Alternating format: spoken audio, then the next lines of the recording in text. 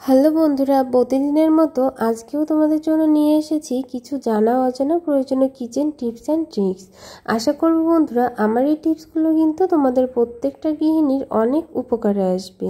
তাই অনুরোধ থাকবে কোনোভাবে ভিডিওটা স্কিপ না করে সম্পূর্ণ দেখার। তো আমি Sangeeta, welcome to my Sangeeta's lifestyle. আশা করছি তোমরা সবাই ভালো আছো। তো চলো বন্ধুরা, তোমাদের জন্য আজকে কি কি টিপস থাকছে এবং কয়টি টিপস থাকছে সেটাই তোমাদের সঙ্গে শেয়ার করি। তো বন্ধুরা, আজকে আমার প্রথম যে টিপস থাকছে, তো দেখো এই যে আমাদের কিচেনে যে লবণ হলুদের কৌটা থাকে, যেটাতে আর কি আমরা রান্না করার সময় লবণ হলুদ রেখে থাকি, পরে রান্না করার জন্য কিন্তু এখান থেকে নিয়ে থাকি। তো দেখা যায় এই জিনিসটা তো সবসময় আমাদের চুলার আশেপাশেই থাকে, তো তার জন্য কিন্তু দেখবে উপর দিয়ে অনেকটা তেল হলুদ, তারপরে কিন্তু অনেক সময় নোংরা হয়ে থাকে। তো এগুলো পরিষ্কার করার জন্য আমাদের কিন্তু আবার এই লবণ হলুদগুলো আলাদা করে করে তারপরে কৌটাগুলো ধোয়া লাগে। বন্ধুরা, তোমরা যদি এইভাবে একটু লেবুর খোসা দিয়ে তোমরা এইভাবে দেখো কৌটার উপরগুলো যদি একটু ঘষে নিতে পারো, তাহলে দেখবে তোমাদের কিন্তু কষ্ট করে এখান থেকে কিন্তু লবণ হলুদটা আলাদা করে রেখে তার কৌটাটা কিন্তু একেবারে ধোয়া লাগবে না। তো এই যে দেখো আমি কিন্তু সম্পূর্ণ ময়লাটুকুনো কিন্তু এই যে লেবুর খোসাটা দিয়ে খুব সহজেই পরিষ্কার করে নিতে পারছি। এটাতে কিন্তু দেখবে তোমাদের কাজটা অনেকটা সহজেই হয়ে যাবে, কোনো রকম ঝামেলা করা লাগবে না, আর ইজিভাবেই কিন্তু তোমরা এটা করে নিতে পারবে। তো এবার দেখো মোছার পরে এই যে একটা শুকনো কাপড়ের সাহায্যে আমি কিন্তু কৌটাগুলো মুছে নিয়েছি। তো দেখো কতটা পরিষ্কার হয়ে গিয়েছে। তোমরাও কিন্তু এইভাবে চাইলে তোমাদের কৌটাগুলো কোনো ঝামেলা ছাড়াই কিন্তু শুধুমাত্র একটা লেবুর খোসা দিয়ে পরিষ্কার করে নিতে পারো। তো দেখো তারপরে এরকম একটা কাপড় দিয়ে তোমরা মুছে নেবে, দেখবে কতটা সুন্দর পরিষ্কার হয়ে যায়। তো বন্ধুরা, আশা করবো আমার এই ছোট্ট টিপসটাও কিন্তু তোমাদের অনেক বেশি উপকারে আসতে পারে। যদি ভালো লাগে একটা লাইক দিতে ভুলবে না। তারপর চলে যাব পরবর্তী টিপসে।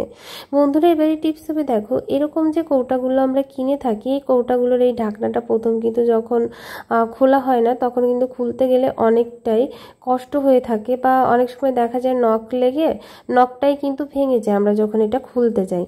তো আজকে আমি তোমাদেরকে একটা সহজ উপায় দেখাবো কিভাবে তোমরা এই কৌটাগুলো খুলতে পারবে, এরকম স্টিলের কৌটাগুলো। তো দেখো এইভাবে যখন খুলতে যাবে তখন কিন্তু অনেক সময় দেখা যায় নখ উল্টে যেতে পারে, বা নখে কিন্তু প্রচণ্ড পরিমাণে ব্যথা হয়। তো সেইভাবে তোমরা কিভাবে এটাকে ইজিভাবেই খুলে নিতে পারবে। তো এটা যেহেতু এখনও নতুন রয়েছে, সিল করা, এটা কিন্তু এখনও পর্যন্ত খোলা হয়নি, তার জন্য তোমরা সর্বপ্রথমে এরকম একটা চামচ নিয়ে নেবে। আর চামচের সাহায্যে দেখো জাস্ট এইভাবে তোমরা একটু চামচটা বাঁধিয়ে উপরের দিকে টান দেবে, তাহলে দেখবে এটা ইজিভাবে কিন্তু খুলে গিয়েছে। এবার দেখো এর উপরে কিন্তু একটা কাগজ দেওয়া আছে, সেই কাগজটাকেও কিন্তু তোমাদেরকে একেবারে পুরোটাই খুলতে হবে। তো পুরোটা খুলবে কি করে তোমরা, তোমাদের ঘরে যদি বন্ধুরা এরকম ধরনের কোনো চিকন ধরনের কাঁচি থেকে থাকে, তখন তোমরা কি করবে, এরকম একটা কাঁচির সাহায্যে দেখো আলতো করে ঢুকিয়ে এইভাবে কিন্তু তোমরা কাগজটাকে যেভাবে কেটে নিতে পারবে কোনো রকম কোনো ঝামেলা ছাড়াই। তো দেখো এরকম করে আমি উঠিয়ে নিয়েছি। তো আশা করব বন্ধুরা আমার এই ছোট্ট টিপসটাও তোমাদের একটু হলেও উপকারে আসতে পারে। যদি আমার এই ছোট্ট টিপসটাও তোমাদের ভালো লেগে থাকে তাহলে অবশ্যই একটা লাইক দিতে ভুলো না। তো বন্ধুরা চলো তারপর চলে যাব আমার পরবর্তী টিপসে। তো এবারে টিপস হবে দেখো এই যে আমাদের ঘরে যে গ্রেটারগুলো থাকে, যেটা দিয়ে আমরা যে কোনো জিনিস গ্রেট করে থাকি, তো অনেক সময় দেখা যায় কি এই গ্রেটারগুলো কিন্তু কাজ করতে করতে বা অনেক জল টল লাগানোর কারণে এটাতে কিন্তু ধার কমে যায়। আর যে কোনো জিনিসই কিন্তু যখনই ধার কমে যায় সেটা দিয়ে কিন্তু কাজ করতে সবারই একটু অস্বস্তি হয়ে থাকে। তো সেই ক্ষেত্রে বন্ধুরা আমি তোমাদেরকে এখন দেখাবো, তোমাদের যদি এরকম গ্রেটারগুলোতে ধার কমে যেয়ে থাকে তোমরা কিভাবে গ্রেটারগুলোতে ধার দিয়ে নিতে পারবে। তো এখানে দেখো বন্ধুরা আমি এক টুকরো লেবু নিয়েছি, আর লেবুটার কিন্তু কোনো রকম রস আমি এখানে দিচ্ছি না, জাস্ট এইভাবে তোমার ঘষে নিতে হবে। মানে অনেকে ভাবতে পারো যে লেবুর রসটা দিলেও কিন্তু কাজটা হবে, সেরকম না। লেবুর খোসা দিয়ে অবশ্যই তোমাদেরকে এইভাবে গ্রেট করে নিতে হবে, তাহলে দেখবে এটা কিন্তু অনেকটা পরিষ্কারও হয়ে যাবে। আর কোনো রকমের যদি কোনো তোমার জং থেকে থাকে সেটাও কিন্তু ইজিভাবে উঠে যাবে। তো তারপরে আমি তোমাদেরকে দেখাবো এটা তোমরা ধার দেবে কিভাবে। বন্ধুরা, আমাদের প্রত্যেকের ঘরেই কিন্তু এরকম ধরনের সিরামিকের যে কাপগুলো থেকে থাকে, তো সেরকম একটা সিরামিকের কাপ তোমরা নিয়ে নেবে। সিরামিকের কাপটা প্রথম যখন তোমরা লেবুটা দিয়ে ঘষবে, তার পরবর্তীতে তোমরা এইভাবে সিরামিকের কাপটা দিয়ে জাস্ট একটু ঘষা দিলেই কিন্তু দেখবে বন্ধুরা এটাতে কিন্তু অলরেডি ধার হয়ে যাবে। তোমাদের এরকম গ্রেটারে কিন্তু অলরেডি ধার হয়ে যাবে। তো দেখো কত সুন্দর করে কিন্তু আমি একটা সিরামিকের কাপ দিয়ে কিন্তু ইজিভাবে ধারটা দিয়ে নিচ্ছি। তো এটাতে অনেকে ভাবতে পারো যে কাপের তলাতে কোনো সমস্যা হবে হবে কিনা, কোনো রকম কোনো দাগও থাকবে না। আর তোমাদের কিন্তু এখানে গ্রেটারে কিন্তু ধারও হয়ে যাচ্ছে। তো দেখো তোমাদেরকে একটু ধুয়ে আমি ভালো করে দেখিয়ে দিলাম। তো এবার চলে এলাম পরবর্তী টিপসে। বন্ধুরা এবারে টিপস হবে, দেখো আমাদের ঘরে এরকম যে ফ্রাই প্যানগুলো থাকে, সেই ফ্রাই প্যানেরগুলো আর পাশে দেখা যায় অনেক সময় তেল জমে থাকে। তো সেই তেলটা জমতে জমতে এটা কিন্তু একটা পুরো আকার ধারণ করে। তো তারপরে কি হয়, এটা কিন্তু অনেকটা নোংরা হয়ে যায়, সেটা একেবারে উঠতে চায় না। আবার অনেক সময় দেখা যায় যে এটা আমাদের তুলতেও অনেকটা বেশি কষ্ট হয়ে থাকে। তো আজকে আমি তোমাদেরকে দেখাবো এরকম ধরনের ফ্রাই প্যানগুলো তোমরা কিভাবে খুবই সহজে এরকম তোমরা ময়লাগুলো উঠিয়ে নিতে পারবে। কারণ তেল যদি অনেক দিন ধরে এরকম পুড়ে পুড়ে লেগে যায়, সেটা কিন্তু খুবই সহজে উঠতে চায় না।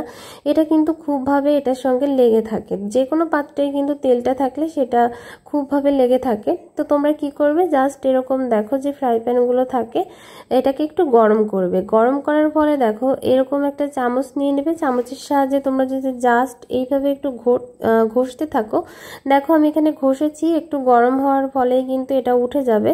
তো তোমরাও এরকম করে তোমাদের ফ্রাই প্যানটা একদিকে গরম করতে দেবে আর একদিকে কিন্তু এইভাবে ঘষতে থাকবে, তাহলে দেখবে তোমাদের ফ্রাই প্যানের যে ময়লাটা আছে সেটা কিন্তু একেবারে ইজিভাবে উঠে যাবে। দেখো আমি এরকম একটা চামচ দিয়ে কতটা সহজে আমার ফ্রাই প্যানের ময়লাগুলো কিন্তু একেবারে উঠিয়ে নিয়েছি। দেখো কতটা সুন্দর করে কিন্তু ময়লাটা একেবারে উঠে যাচ্ছে।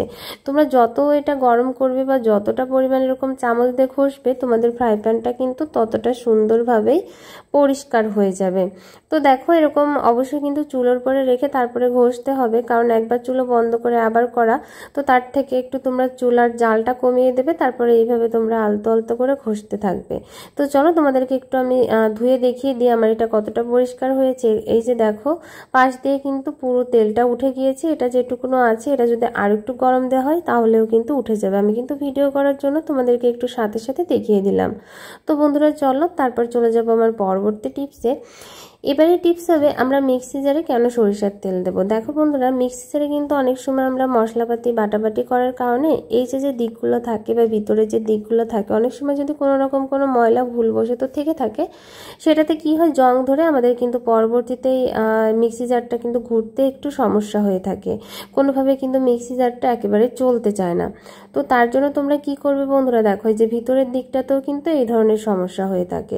তখন তোমরা কি করবে, এরকম মিক্সি জার যদি ঘুরতে সমস্যা হয় বা না ঘুরে সেটা কিন্তু জাম মেরে যায়, তো সেই জাম মারার কারণেই কিন্তু বন্ধুরা এই ব্লেন্ডারের যে কাঁটাটা আছে সেটা কিন্তু একেবারে ঘুরতে চায় না। তখন তোমরা কি করবে, একটু পরিমাণে সরিষার তেল নিয়ে নেবে। একটু পরিমাণে সরিষার তেল তোমরা যদি এরকম মিক্সি জারে দিয়ে থাকো, দেখো এইভাবে দিয়ে দেবে, এই দিকটাতে দিয়ে দেবে, এই নাটের দিকটাতে দিয়ে দেবে, আর দেবে হচ্ছে বন্ধুরা পেছনের দিকটাতে। এইভাবে তেলটা দেওয়ার ফলে তোমরা কিন্তু আঙুল দিয়ে কিন্তু এইভাবে একটু লাগিয়ে দেবে যাতে সব জায়গায় ভালো করে লেগে যায়। তারপরে কি করবে, তোমরা পেছনের দিকটায় যে নাটটা থাকে সেটাতে এইভাবে হাত দিয়ে কিন্তু লাগিয়ে দেবে বা একটু চামচ দিয়ে কিন্তু এইভাবে তেলটা দিয়ে দেবে, তাহলে দেখবে এই নাটগুলো কিন্তু সবসময় খুব ভালোভাবে চলাচল করবে, কোনো রকম কিন্তু জাম বেঁধে যাবে না। ইজিভাবেই কিন্তু তোমরা মিক্সি জারটা কিন্তু ব্যবহার করতে পারবে। এই ব্লেডগুলো যদি কোনোভাবে একটু জাম মেরে যায় তাহলে কিন্তু আমাদের বাটাবাটি করতে খুব প্রবলেম হয়ে থাকে।